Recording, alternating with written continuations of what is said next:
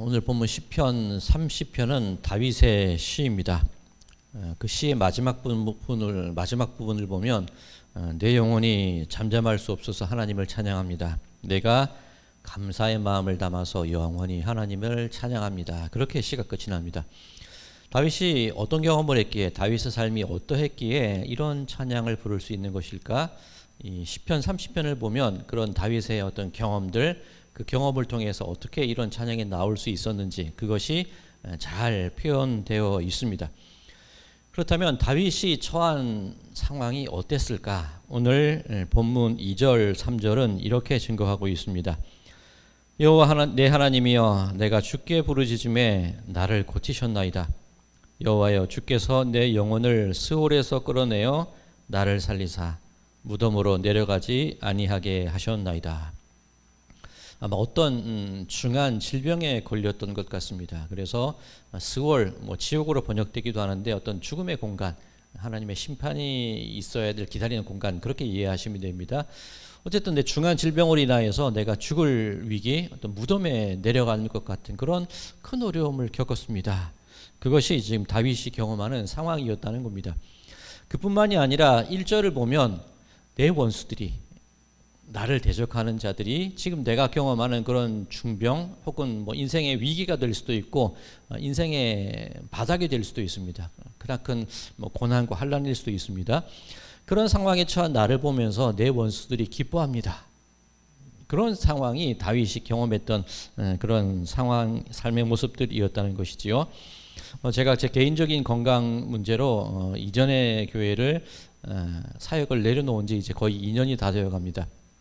근데 그 즈음에 제가 아주 굉장히 화가 났던 일이 있었습니다. 이거 제가 처음 성도님들께 뿐만이 아니라 제가 처음 이렇게 말씀을 드리는 건데, 교회 사역을 내려놓고 그렇게 집에 있는 동안 어떤 분한테 문자가 계속 와요.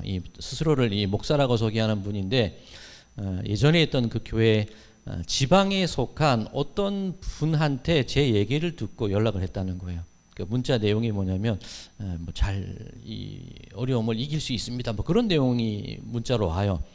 그냥 무시를 했죠. 한 번, 두 번 오는데 또 한 번 문자가 오기를 메일을 보냈으니 자세히 읽어보라는 겁니다. 또 그냥 읽지 않았어요. 내용이 그렇게 좋은 내용은 아닐 것 같아서 다른 일로 제 다른 메일을 확인하고 그분의 메일이 눈에 띄어서 읽어봤더니 그 지방의 어떤 목사님한테 제 얘기를 들었고, 이 질병은 이겨낼 수 있는 것이고 좋은 얘기들이 막 있어요. 하나님의 뜻으로 이렇게 있고, 그래서 고칠 수 있다는 거예요.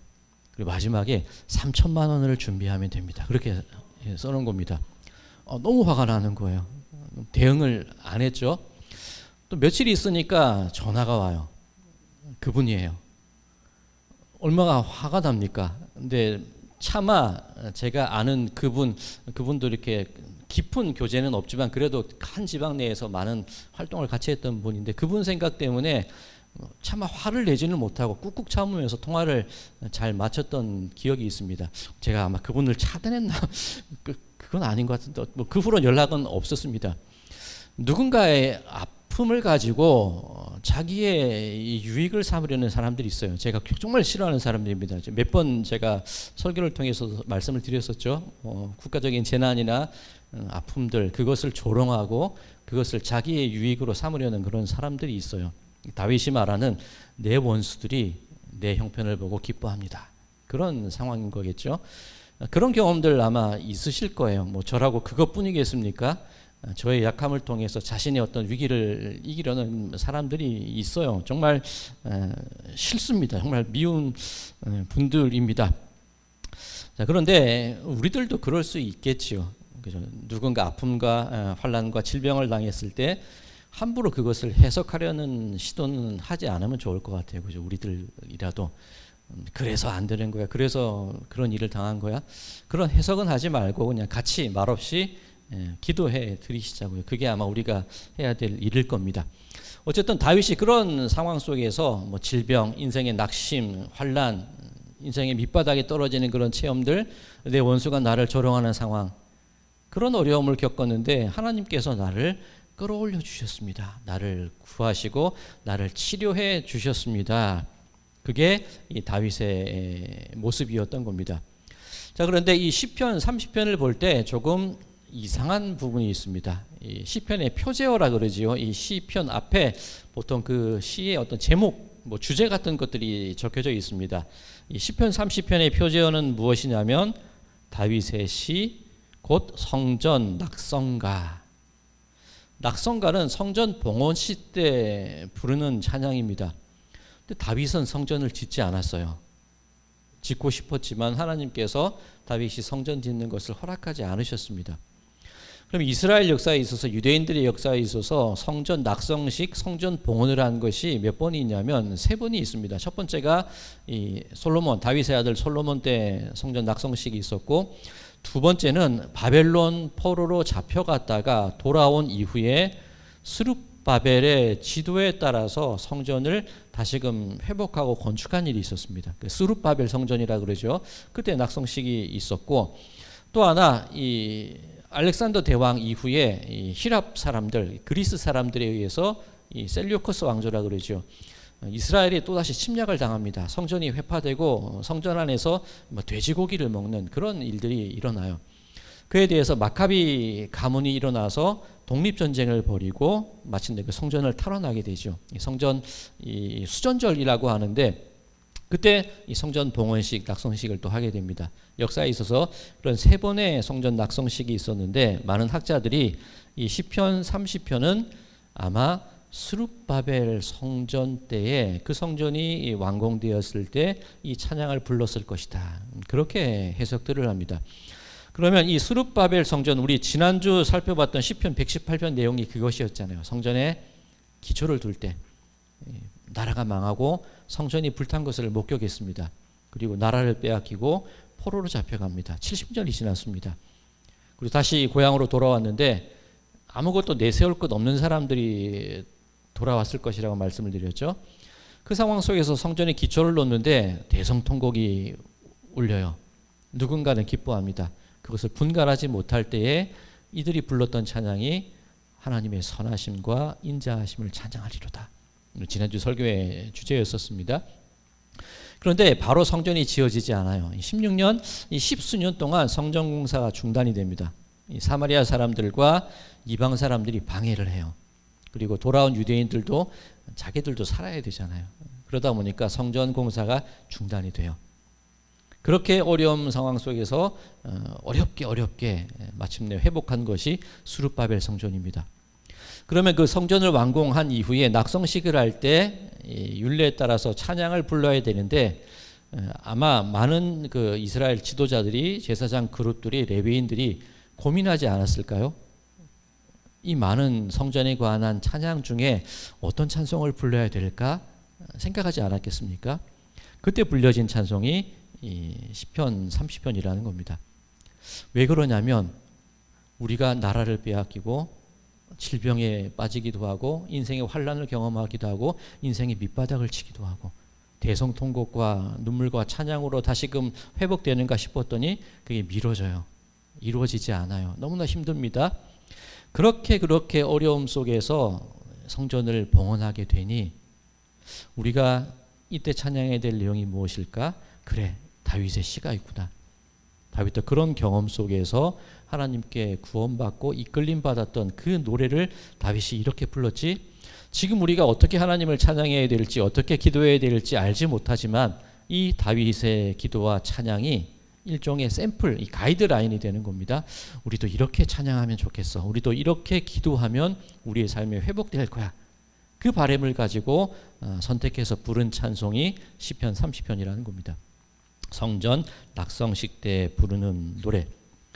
자, 또 오늘 이 설교 제목이 좀 희한하죠. 회복의 레시피를 만들라라는 그런 제목입니다. 레시피, 요즘은 레시피라는 단어를 많이 쓰는데 쉽게 말해서 음식 조리법이지요. 제가 또 이 음식 얘기를 안 하려고 그랬는데 우리 교회에 베테랑 요리사가 계세요. 그죠? 이 요리하시는 걸 보면 대충 하는 것 같아요. 그죠? 간장도 뭐 대충 넣고 소금, 설탕도 그냥 넣으시는 것 같은데 맛이 기가 막혀요. 왜 그러죠? 살아오던 그 삶 속에서 경험한 그 손맛, 그죠? 이 정도 양이면 이만큼을 넣어야 된다는 것을 알고 계시는 거죠. 이 내공이 막 쌓여 있는 겁니다. 이를테면 그런 내공을 정리해 놓은 게 레시피예요. 저도 가끔 집에서 요리를 하는데 먹을 때마다 맛이 달라요.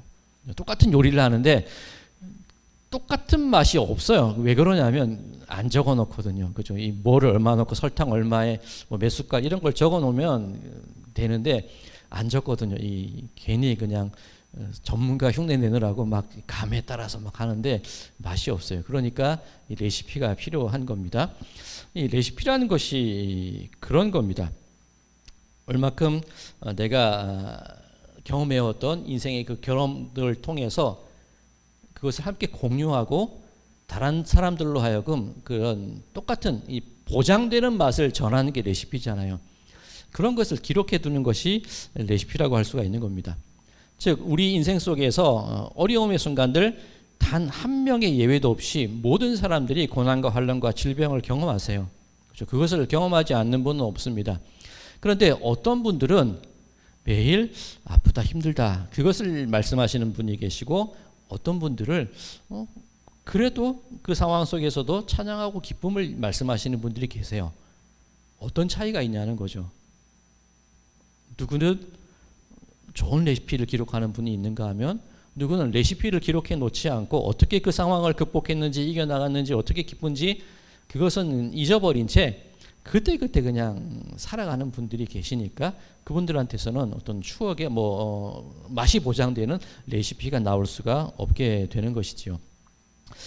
간혹 이 신방을 가서 말씀을 나누다 보면 그분들이 경험해온 삶의 어려움의 순간들을 듣는 경우가 있습니다.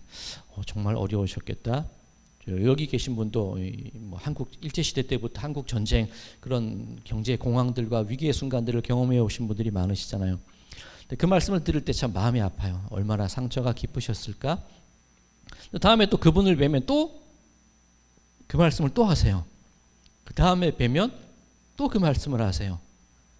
왜 그러냐면 그만큼 힘들었기 때문에 그렇고 그만큼 그게 상처가 되었기 때문에 그렇고 그것이 내 인생의 위기였기 때문에 그 말씀을 계속 하시는 거예요. 또 어떤 분들은 그런 말씀하시는 분도 계세요. 저 사람이 예를 들면 한 교회 내에서 저 사람이 나한테 얼마나 못되게 굴었는지 알아 이러면서 막 말씀을 하십니다. 그러시구나. 그런데 계속 그 얘기를 하시는데 언제적 얘기인가를 나중에 알게 돼요. 저는 최근에 일인 줄 알았는데 언제적 얘기인가 알게 되는데 30년 전에 일어난 일이에요. 그죠? 그때 그랬어. 저 사람이 그때 나한테 그랬어. 그게 지금까지 남아있는 겁니다. 깊은 상처였기 때문일 수도 있고 그게 잊히지 않기 때문에 그럴 수도 있는 겁니다. 그만큼 오래 묵혀뒀다는 얘기죠. 다윗도 그럴 수 있어요. 질병, 나를 괴롭히는 원수들, 나를 조롱하는 원수들. 그런데 이 다윗의 시를 보면 이 시편 30편의 주제가 무엇이냐면 내가 어려웠습니다. 아팠습니다. 병들었습니다. 원수들이 나를 조롱합니다. 거기에 초점이 맞춰져 있는 것이 아니라 하나님께서 그 상황 속에서 나를 어떻게 건져내셨는가? 거기에 초점이 맞춰져 있어요. 오늘 우리 성경에는 우리말 성경에는 1절이 이렇게 시작되지요. 여호와여 내가 주를 높일 것은 그런 아픔의 상황과 그 억울함의 상황과 그런 고난의 상황, 인생의 바닥을 치는 상황이 있었는데 여호와여 내가 주를 높일 것은 우리 성경은 그렇게 시작이 됩니다.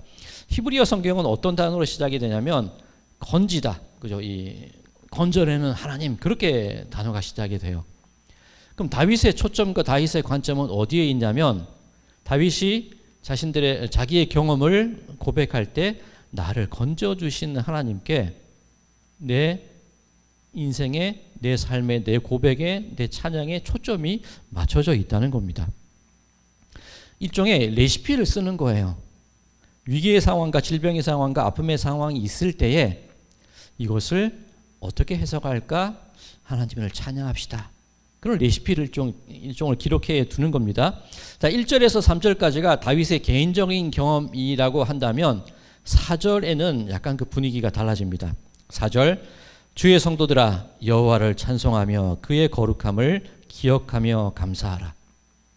내 개인의 경험으로 끝낼 수도 있었는데 그 경험을 확장시키는 겁니다. 성도 여러분들 혹은 백성들 여러분들도 그런 경험이 있지 않으십니까? 그렇게 권유하는 겁니다. 누구나에게 그런 인생의 위기는 있잖아요.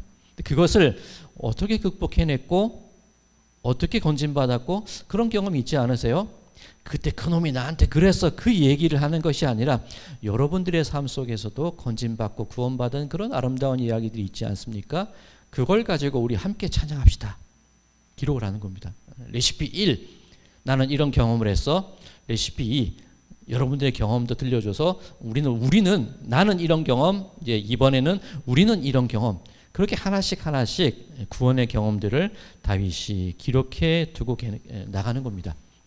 기록 안 하면 들쑥날쑥한 그런 맛이 될 텐데 이제 일종의 정말 좋은 맛을 만들기 위해서 쭉 기록을 해 나가는 거예요.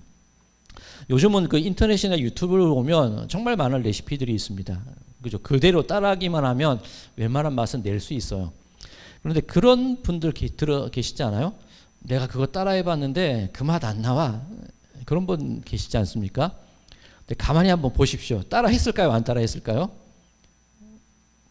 요즘 한창 백종원 씨 논란이 있는데 예전에 뭐 골목 식당 할 때 보면 늘 사람들이 그렇게 얘기해요. 우리는 그대로 했어요라고 하는데 보면 대부분 그대로 안 해요. 자기 마음대로 하는 겁니다. 성도님들 라면 한 봉지 끓일 때 물 얼마 들어가는지 아십니까? 모르시는 거 보니까 대충 끓여 드시거나 안 드시는 거예요. 그 라면 봉지에 보면 얼마나 많은 연구원들이 연구를 했겠어요. 물 550을 넣고 팔팔 끓인 이후에 면과 스프를 넣는 겁니다. 각자 나름의 레시피가 있으실 건데 뭐 맛은 보장될 거예요. 라면 2봉지를 끓일 때 물 얼마를 넣어야 될까요? 한 봉지가 550이니까 2봉지는 1100?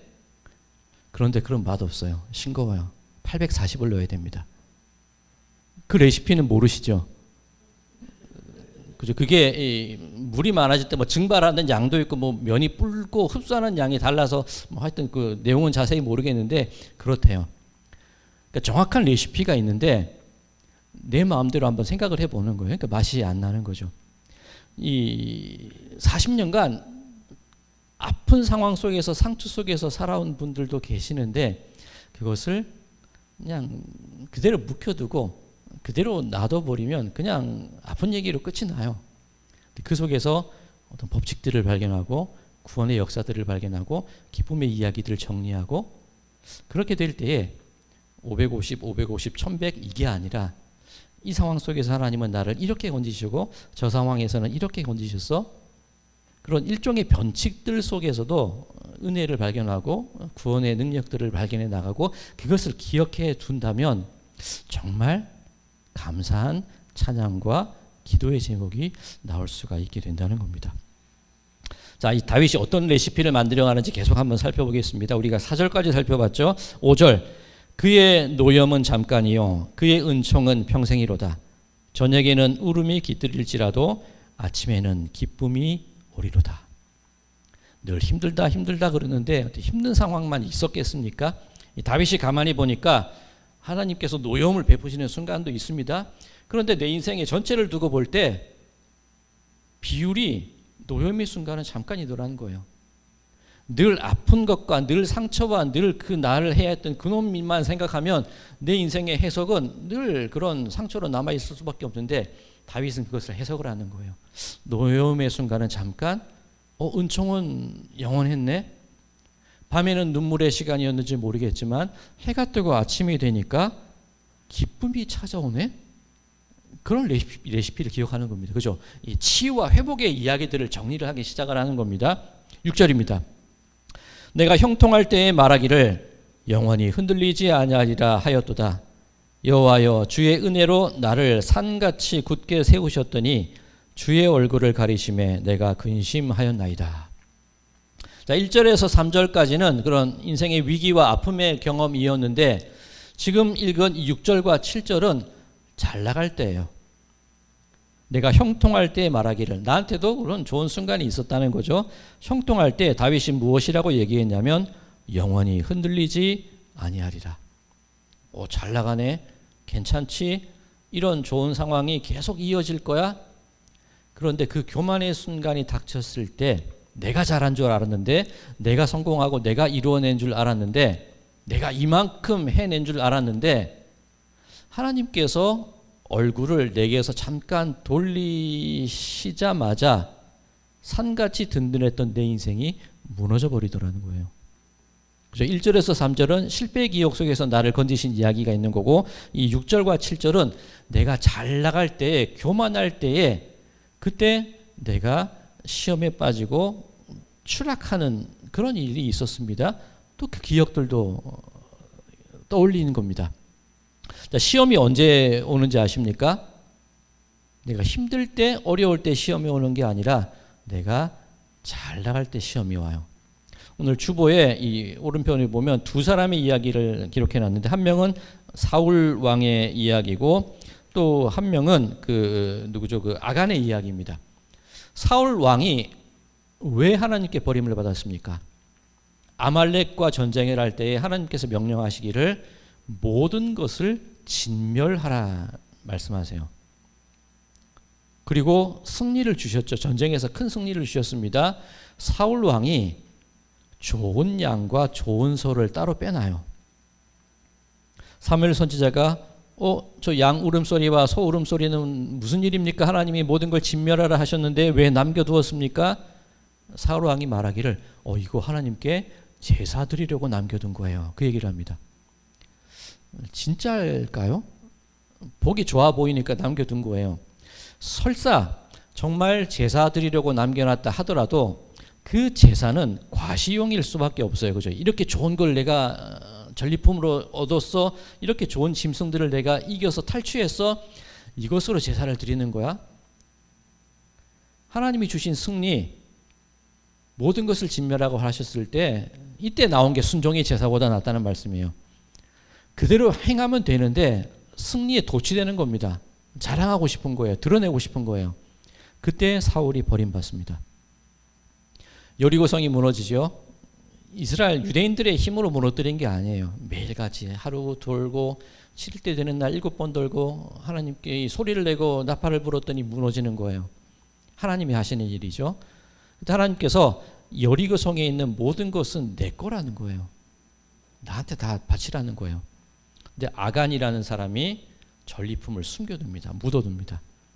그 이후에 아이성, 정말 보잘것없고 연약한 성인데 패배를 해요.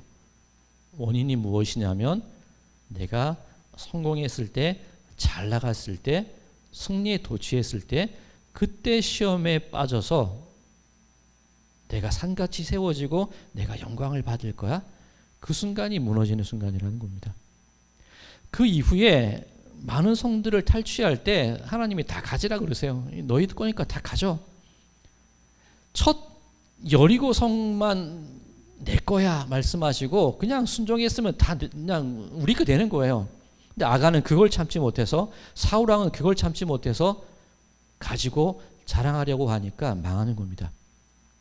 다윗의 인생 속에도 그런 경험이 있었죠.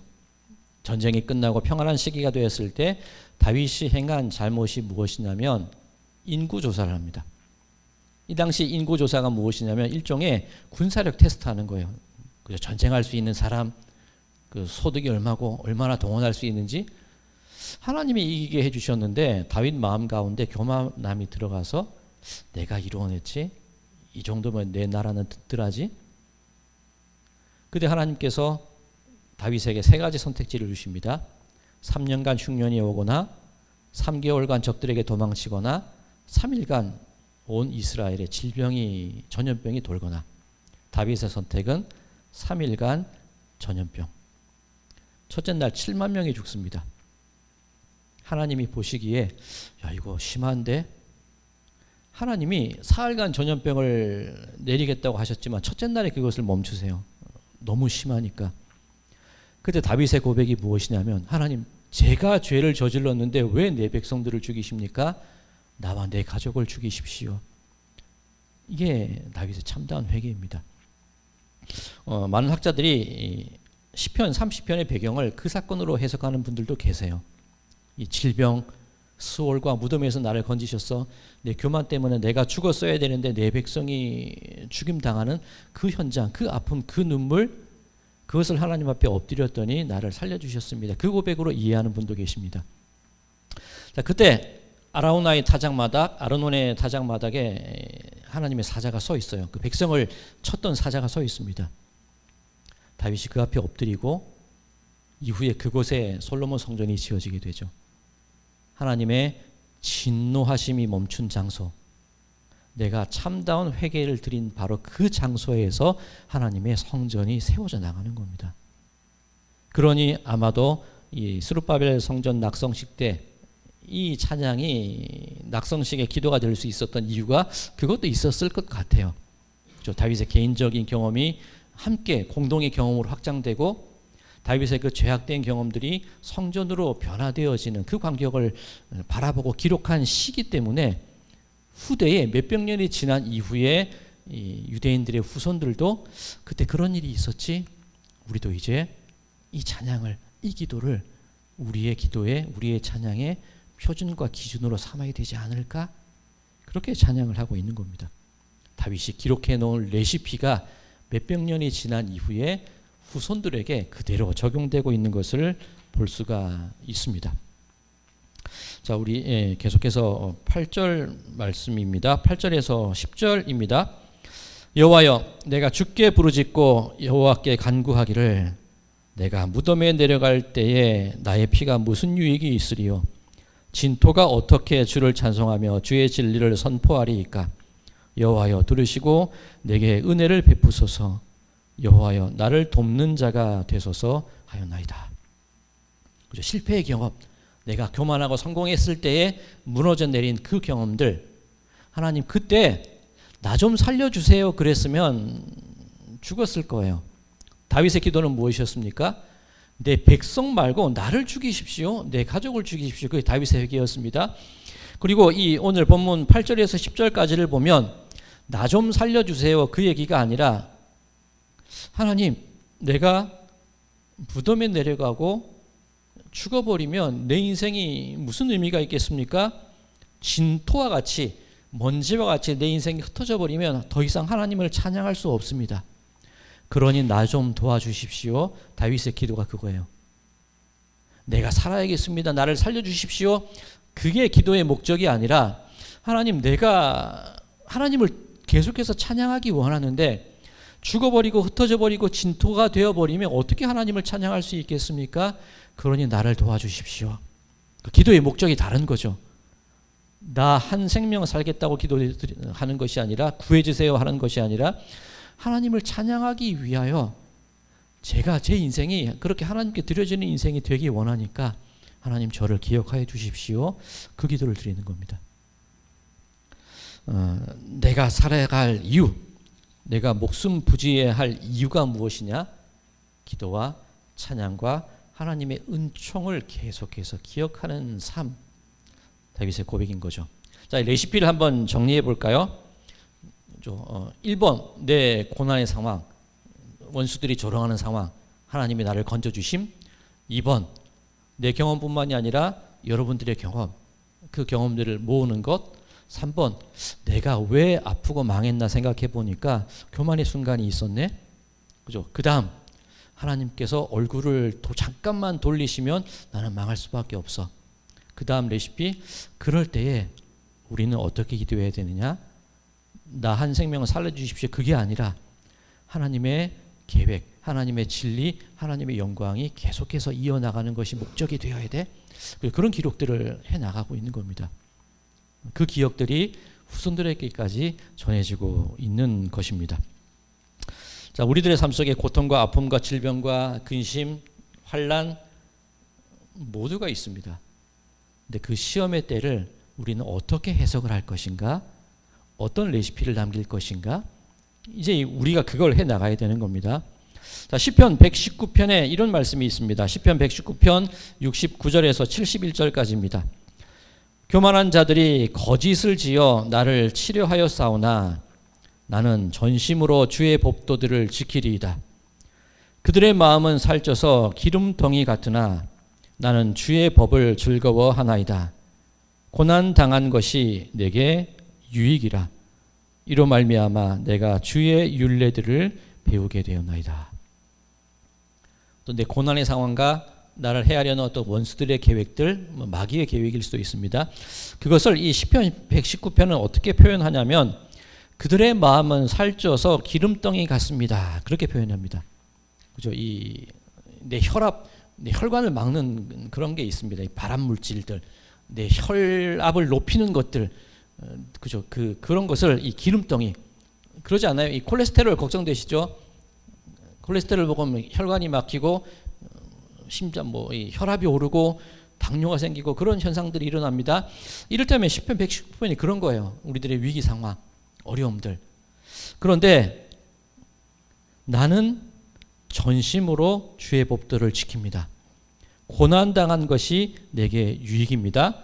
고난으로 말미암아 내가 주의 율례들을 배웠습니다. 이 어떤 내용입니까? 그렇게 혈관이 막히고 기름덩이가 차는 그런 인생의 상황일 수도 있는데 나는 내 고난을 통해서 나의 건강한 레시피를 만들었습니다. 그 얘기입니다.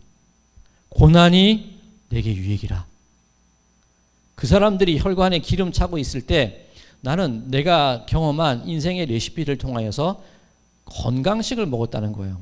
내 혈관은 기름 안 끼고 뻥 뚫려 있다는 겁니다. 내 혈압은 정상이 되었고 내 당뇨 수치는 낮아지고 오히려 고난이, 아픔이, 그런 슬픔들이 나를 살리는 하나님의 은혜가 되었습니다. 이게 시편 119편이죠. 제가 오늘 설교 시작하면서 그분에 대한 말씀을 드렸죠. 제가 처음 저를 화나게 한 그 사람, 저의 그 아픔을 통하여 자신의 유익을 삼으려 했던 사람. 제가 그 얘기 안 드렸습니다만 앞으로 그런 말씀 드릴 일도 없겠죠. 왜냐하면 그때 그놈이 그랬어? 그 얘기들을 말씀드리는 것보다 저는 이런 상황이었는데 하나님이 다시 이 자리에 세워주셨네요. 그 이야기가 더 값지지 않겠습니까? 그죠? 나는 아팠는데 이렇게 우리의 교회가 세워져 나가고 있습니다. 그게 더 값진 얘기라는 거예요. 오늘 우리 특송 믿어보라 주의 가정, 우리의 가정들, 우리의 자녀들에게 물려줘야 될 레시피가 그거라는 겁니다. 너는 네 애비 같은 사람 만나지 마라. 네 엄마 같은 사람 만나지 마. 그런 얘기를 들려주시겠습니까? 아니면 우리의 가정 속에 경험해왔던 그런 구원의 이야기들, 실패하였으나 그 실패의 원인을 찾아서 다시금 회복된 이야기들, 그 즐거움과 감사의 순간들, 그게 우리들의 가정 속에서 이야기되어지고 물려져 내려가야 될 레시피가 되어야 되지 않겠습니까? 각 집마다 그죠? 김장 담그는 법이 있고 장 담그는 법들이 있어요. 마찬가지로 각 가정들마다 우리가 경험한 우리 가정의 구원받은 이야기, 우리의 기쁨과 소망의 이야기들, 그런 레시피들을 잘 기록해 놓으시기 바랍니다. 그리고 그 이야기들을 가정에서 자녀에게 물려주고 이야기해 나가시기 바랍니다. 오늘 시편 30편 이렇게 끝이 납니다. 11절과 11절. 주께서 나의 슬픔이 변하여 내게 춤이 되게 하시며 나의 베옷을 벗기고 기쁨으로 띄우셨나이다. 이는 잠잠하지 아니하고 내 영광으로 주를 찬송하게 하심이니 여호와 나의 하나님이여 내가 주께 영원히 감사하리다. 슬픔이 변하여 춤이 됐습니다. 베옷, 그 슬픔의 현장이 변하여 기쁨의 띠, 이제 기쁨의 옷을 입고 회복의 옷을 입었습니다. 그러니 어찌 내가 조용할 수 있겠습니까? 그러니 어찌 내가 내 평생 하나님을 찬양하지 않을 수 있겠습니까? 신앙은 기쁨 속에서, 슬픔 속에서 기쁨을 찾아 나가는 과정이 신앙입니다. 하나님은 늘 일하세요. 하나님은 우리를 건져주세요. 하나님은 우리를 치료하십니다. 하나님은 우리를 좋은 곳으로 인도하십니다.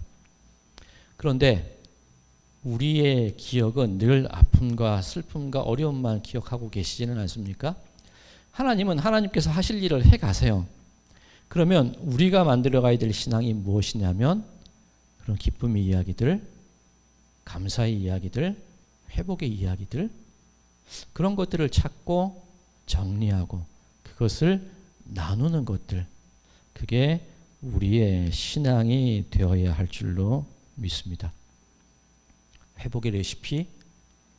자, 우리 여기 계신 분들만 이야기만 모아도 꽤 괜찮은 회복의 레시피 나올 겁니다. 그죠? 그렇게 격려하시자고요. 그렇게 기쁨을 나누시고 내가 치유받고 내가 건진받은 그 감격의 순간들을 나누시자고요. 그게 우리의 경험이 되고 그것이 우리 자손들에게 전해짐을 통하여서 우리가 어려움을 당했을 때 이렇게 기도하면 돼, 이렇게 찬양하면 돼, 이렇게 감사하면 돼. 그런 믿음의 귀한 맛들을, 건강식들을 만들어 나가시는 그런 우리 모두의 삶이 되시기를 주님의 이름으로 간절히 축원드립니다.